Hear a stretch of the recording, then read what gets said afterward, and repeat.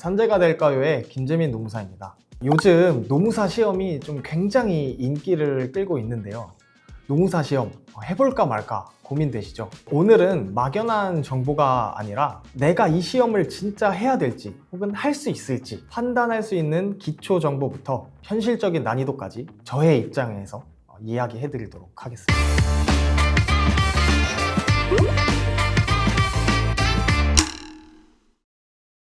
제가 찾아보니까 영어가 유일한 자격 요건이라고 하던데 시험 볼 때.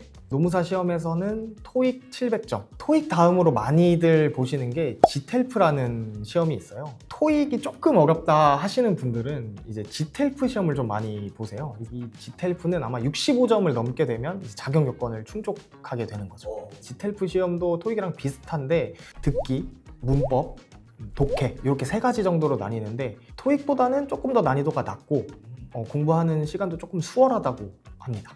영어만 딱 되면 되는 건가요? 이제 영어를 하게 되면 그때부터는 자격 요건만 충족되는 겁니다. 토익 990점 만점이잖아요. 근데 990점 만점 받았다고 해서 시험에 도움이 되는 건 아무것도 없습니다. 701점을 맞았어도 990점과 똑같습니다. 그러고 나서 이제 시험의 요건은 이제 1차 시험은 객관식, 2차 시험은 논술형, 그리고 3차는 면접으로 구성되어 있습니다. 객관식이면 솔직히 잘만 찍어도 되는 거 아닙니까?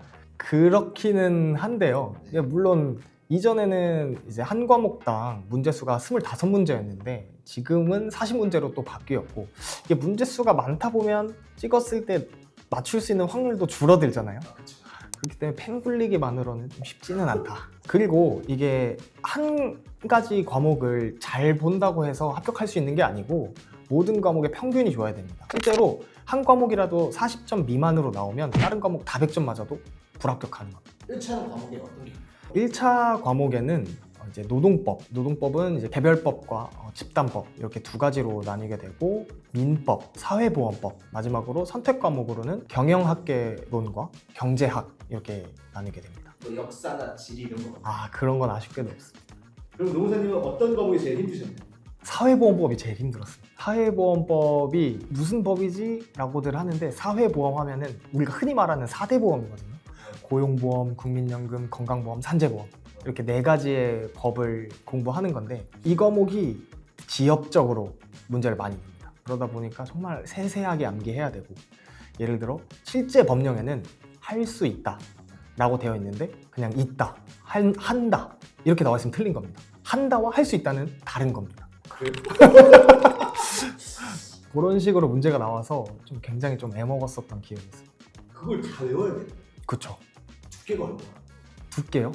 한 이 정도는 됐던 것 같은데. 그 정도면 2차 시험은 크게 노동법 2과목, 행정쟁송법, 인사노무관리, 그리고 선택 과목이 있습니다. 선택 과목은 3가지인데 경영조직론, 노동경제학, 민사소송법 이렇게 3가지로 나뉩니다. 왜 1차랑 선택 과목이 다르죠? 근데 보면은 1차의 경영학개론은 경영조직론과 조금 유사하고요. 1차의 경제학은 노동경제학과 조금 궤를 비슷하게 하긴 합니다. 아니 결국에는 이거 5과목이 아니라 8과목이잖아요. 그렇게 봐야 되나? 그 정도 체감될 정도로 힘들긴 합니다. 그리고 2차 과목은 모두 논술형입니다. 시험지를 하나 주고 이제 답안지를 주는데, 이 답안지는 이렇게 펼쳐서 하는 건데, 그 답안지가 아마 한 과목에 16페이지, 12페이지. 16페이지? 네. 근데 저는 모자라서 한 장 더 받아서 더 썼습니다. 그걸 다 채워야 되는. 이게 안 채우고 싶어도 채울 수밖에 없게 돼요. 쓰고 싶은 말이 너무 많아서. 나 합격시켜주세요 하는 의미로 나 이만큼 알아요 해서 다 쏟아내야 되니까 많이 필요하더라고요. 근데 물론 저는 좀 글씨 크긴 합니다. 그래요? 아니 그러면 2차 논술 중에 가장 힘들었던 과목은 어떤 거죠? 행정쟁송법이 제일 어려웠습니다. 이 행정쟁송법이 행정소송법과 행정심판법을 두루두루 공부하는 건데, 공부하면서도 진짜 항상 욕이 턱끝까지 차오를 정도. 내가 떨어지면 이것 때문이다. 나는 다른 건 다 완벽한데 얘 때문에 떨어질 거다. 이런 생각을 많이 했던 것 같아요. 그러면 논술은 한 문제씩만 보는 거예요? 과목별로 조금씩 다른데 25점 배점에 한 문제 정도로 생각하시면 되거든요. 그래서 노동법은 2과목 75점 해서 총 3문제씩. 이외의 과목들은 배점이 100점입니다. 그래서 문제가 4문제씩. 그러게 16장을 쓰는 거예요. 그렇죠. 2차 합격률이 50%가 넘는다고 하던데. 예전에는 50%가 넘었습니다. 제가 처음 시험을 봤었던 게 2022년 1년 이럴 때였는데 그때는 실제로 합격률이 50%, 뭐 48% 이랬었던 것 같아요.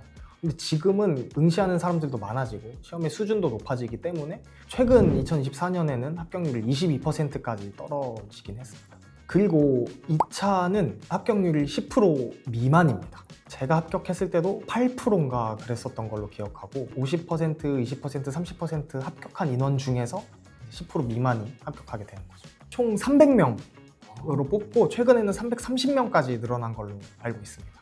그러면 이게 지금 보면 지원자가 거의 뭐 한 10,000명씩 되는.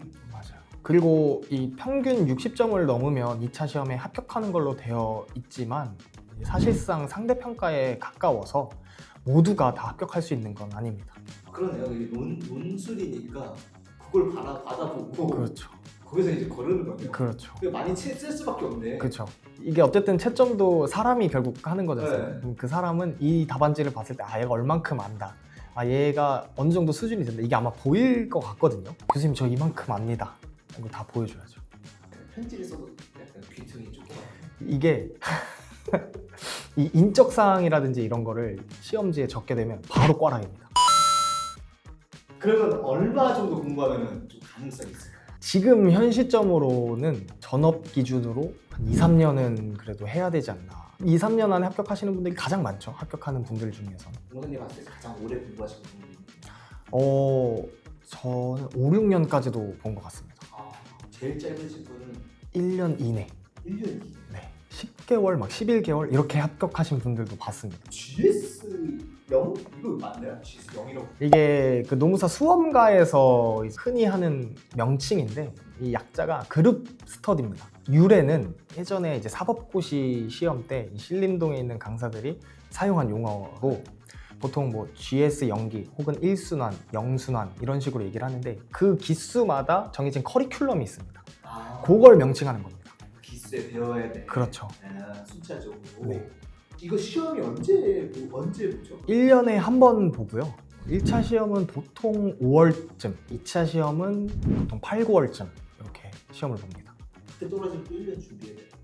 그렇죠. 근데 1차 시험을 한번 그 해에 합격하면 내년에는 1차 시험을 안 봐도 됩니다. 그래요? 유예가 가능한 겁니다. 그러면 2차 시험만 딱 준비하면 되는 거예요? 그렇죠. 그래서 저는 어떻게 공부했었냐면 5월에 이제 1차 시험이 있으니까 1월, 2월부터 1차 시험만 공부했습니다. 이제 5월에 시험 보고 합격하고 그리고 나머지 1년은 통째로 2차 시험만 공부했었던 거죠. 전략적이시네요. 그렇죠. 그러면 자, 제가 노무사 시험을 준비한다고 했을 때 해주실 만한 조언이. 저는 하지 말라고 합니다. 이게 노무사를 뭐 폄하하거나 이런 내용이 아니라 제가 그 수험 공부를 하는 기간이 너무 힘들었습니다. 속세와 단절하고 저의 모든 인간관계를 끊고 혼자 골방에 박혀서 공부만 하고 살은 찌고 신체 능력은 떨어지고 그러니까 이런 과정들이 있어서 힘들었는데 노무사를 공부하는 건 이제 미래를 위한 가치 창출이잖아요. 그렇기 때문에 저는 공부를 하시게 된다면 이게 정말 만만한 시험이 아니다. 그리고 아무나 합격할 수 있는 시험도 아니고 정말 마음을 단단히 먹어야 된다. 이런 얘기를 해드릴 수 있을 것 같아요. 그럼 노무사 시험 준비하시면 얼마 정도 들어요? 1년 기준으로 봤을 때 저는 조금 많이 아낀 편이었거든요. 1,000만 원 정도 들었던 것 같고 왜냐면은 저는 그때 고시원에 살았었고 근데 고시원도 정말 좀 저렴한 데를 지냈고 밥도 안 사 먹고 고시 식당 같은 데서 싼 거 먹고 학원만 가고 커피는 이제 스터디 카페에 있는 믹스커피 먹고 그렇게 하니까 한 1,000만 원 내외로 들었던 것 같아요. 학원비가 얼마 정도? 학원비 진짜 기억이 안 나요. 엄마가 내줘서. 엄마가 내주셨어. 그러면 이 학원은 어디에 있어요 주로? 신림동이라고 하는데 정확하게는 대학동에 있습니다. 지하철역까지 말씀드리면 서울대 벤처타운역 앞에 있습니다. 인터넷 가도 잘 돼 있잖아요. 그렇죠. 꼭 학원을 가야 돼요. 결론부터 말씀드리면 학원 안 가도 충분히 합격할 수 있습니다. 요즘은 이제 온라인 첨삭 시스템 이런 것들이 너무 잘 되어 있어서 제 주변의 동기들을 합격한 사람들 들어보면 거의 진짜 반반인 것 같아요. 실제로 그 학원을 다니면서 막 고시원에서 살고 했던 사람 반, 그냥 지방에서 혹은 그냥 집에서 공부해서 합격한 사람 반. 이래서 무조건 가야 될 필요는 없는 것 같습니다. 이 지방에서 공부하는 사람도 좀. 접니다. 진짜요? 네. 제가 시험을 2번 쳤어요. 네. 처음 공부했을 때는 이제 고시원을 잡아서 고시촌에서 공부를 했고, 그때는 안타깝게 이제 불합격을 했고요. 그 이후에는 이제 지방에서 부모님 옆에서 살면서 공부를 해서 그렇게 합격했습니다. 저도 조금 뭐 오랜 시간 일한 거는 아니지만 일하면서 좀 보람찼던 기억도 많고 좀 제 나름대로 뭔가 자아실현도 하는 것 같고 그런 부분에 있어서는 굉장히 좋은 직업인 거는 같습니다. 또 어쨌든 전문직이라는 타이틀을 갖고 있어서 좀 자유롭게 일할 수도 있고 그런 부분에 있어서는 굉장히 추천할 만한 직업이라고 생각합니다.